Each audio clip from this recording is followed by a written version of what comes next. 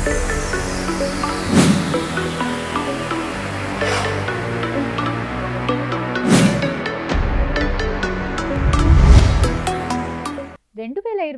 విడుదలైన power star Pawan Kalyan most awaited చిత్రాల్లో బ్రో ఒకటి.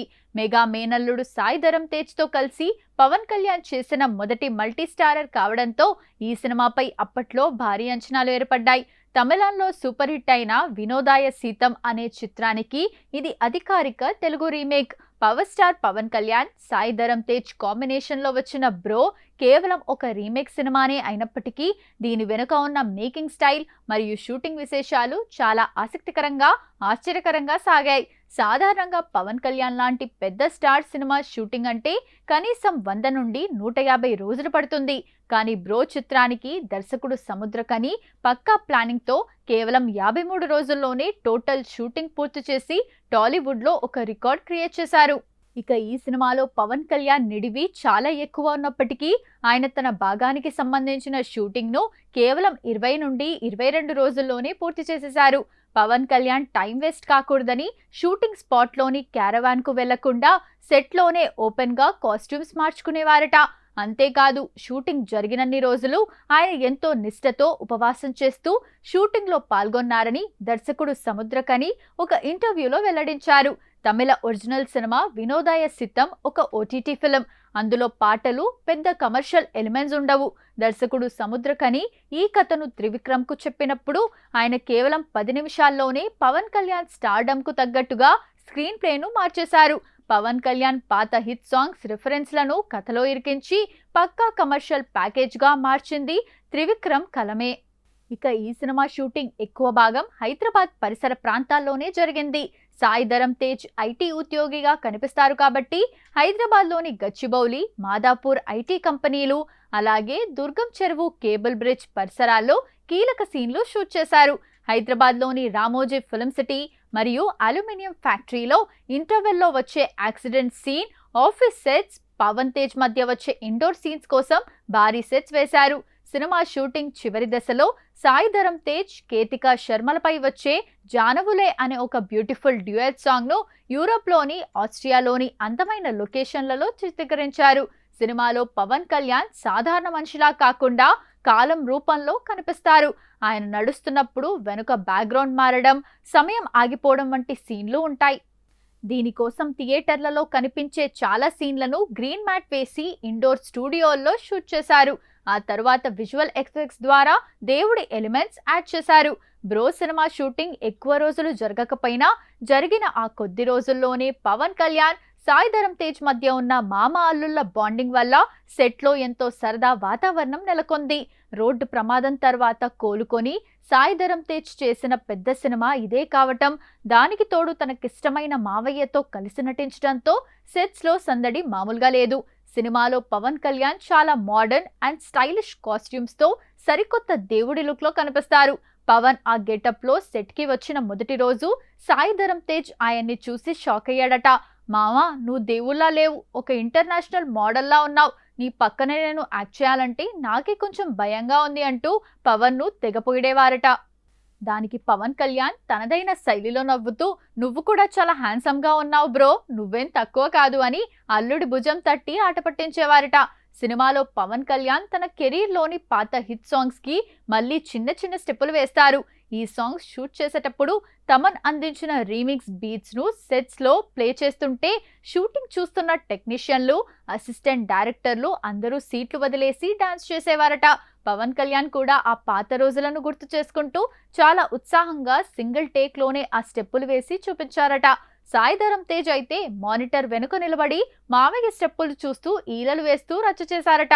సినిమాలో సాయి ధరమ్ తేజ్ పవన్ కళ్యాణ్ ను బ్రో అని పిలవాలి, నిజ జీవితంలో మామ అని పిలవడం అలవాటు. షూటింగ్ ప్రారంభమైన కొత్తలో తేజ్ కెమెరా ఆన్ అవ్వగానే అలవాటు ప్రకారం మామ అని పిలిచేవాడట. దర్శకుడు సముద్రకని కట్ చెప్పి మామ కాదు తేజ్, బ్రో అని పిలవాలి అని గుర్తు చేసేవారట.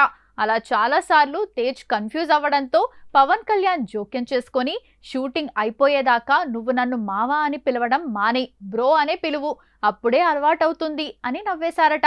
ఆ తర్వాత సెట్లో అందరూ పవన్ కళ్యాణ్ ను బ్రో అని పిలవడం స్టార్ట్ చేశారట. సినిమాలో ఒక చిన్న కామిక్ రోల్లో హాస్య బ్రహ్మ బ్రహ్మానందం కనిపిస్తారు. పవన్ కళ్యాణ్ బ్రహ్మానందం కాంబినేషన్ అంటేనే టాలీవుడ్ లో ఒక వింటేజ్ క్రేజ్.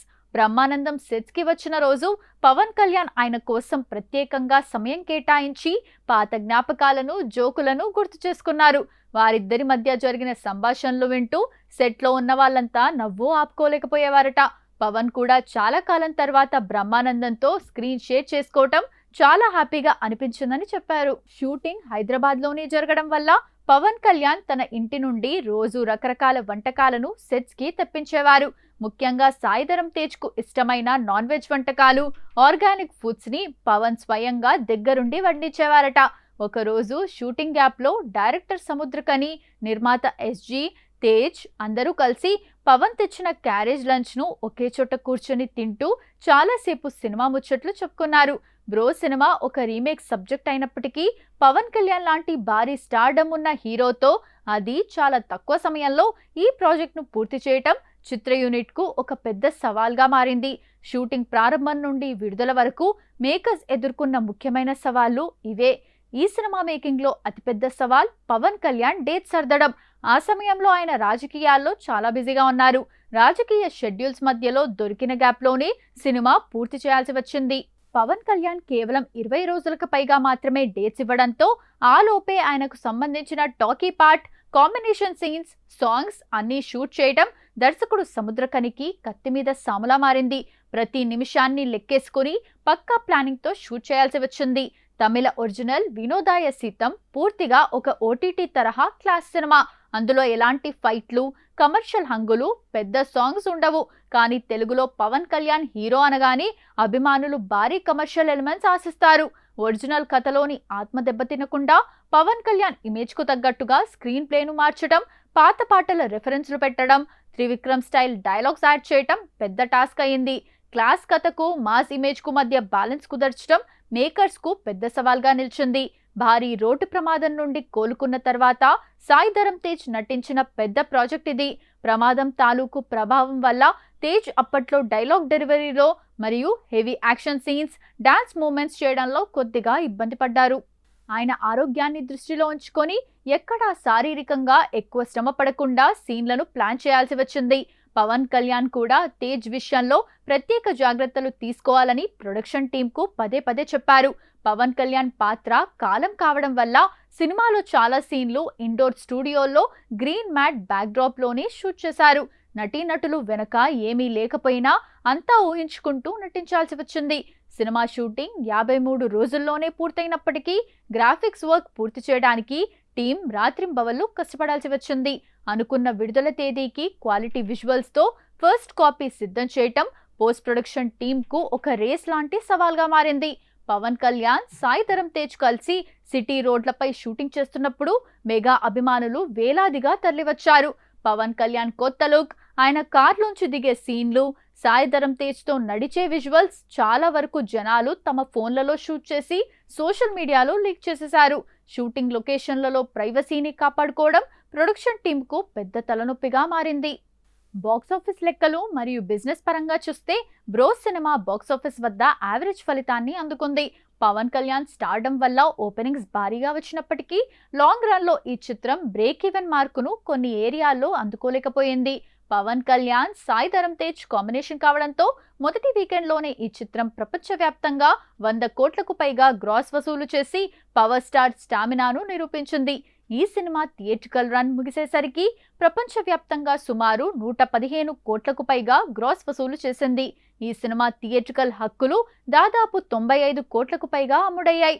ఆ లెక్కను చూస్తే డిస్ట్రిబ్యూటర్లు సేఫ్ అవ్వడానికి 97 కోట్ల వరకు షేర్ రాబట్టాల్సి ఉంది. కానీ సినిమా 66 కోట్ల షేర్ వద్దే ఆగిపోవడంతో కొన్ని చోట్ల డిస్ట్రిబ్యూటర్లకు నష్టాలు వచ్చాయి. నైజాం, ఓవర్సీస్ మినహా మిగిలిన ప్రాంతాల్లో ఆశించిన స్థాయిలో బ్రేక్ ఈవెన్ కాలేదు. ఇది ఒరిజినల్ గా ఒక క్లాస్ ఎమోషనల్ సబ్జెక్ట్. త్రివిక్రమ్ తెలుగులో పవన్ కళ్యాణ్ కోసం కొన్ని మార్పులు చేసినప్పటికీ పవన్ కళ్యాణ్ అనగానే అభిమానులు ఆశించే భారీ ఫైట్లు, powerful interval blocks, mass masala elements ఇందులో లేకపోవడంతో సాధారణ ప్రేక్షకులు అంతగా కనెక్ట్ అవ్వలేకపోయారు. ఈ సినిమాకు తమన్ అందించిన పాటలు అంత క్లిక్ కాలేదు. బ్యాక్గ్రౌండ్ స్కోర్ పర్వాలేదనిపించినా పవన్ రేంజ్ కు తగ్గ ఆల్బమ్ కాలేదని కామెంట్లు వచ్చాయి. థియేట్రికల్ రన్ లో యావరేజ్ గా నిలిచినప్పటికీ నిర్మాతలు మాత్రం సేఫ్ జోన్ లోకి వెళ్లారు. ఎందుకంటే నెట్ఫ్లిక్స్, ఓటీటీ డిజిటల్ హక్కులు, శాటిలైట్ హక్కులు భారీ రేటుకు అమ్మడం వల్ల నిర్మాతలకు మంచి లాభాలు వచ్చాయి. ఓటీటీలో విడుదలైన తర్వాత ఈ సినిమాకు ఫ్యామిలీ ఆడియన్స్ నుండి డిజిటల్ గా అద్భుతమైన రెస్పాన్స్ వచ్చింది.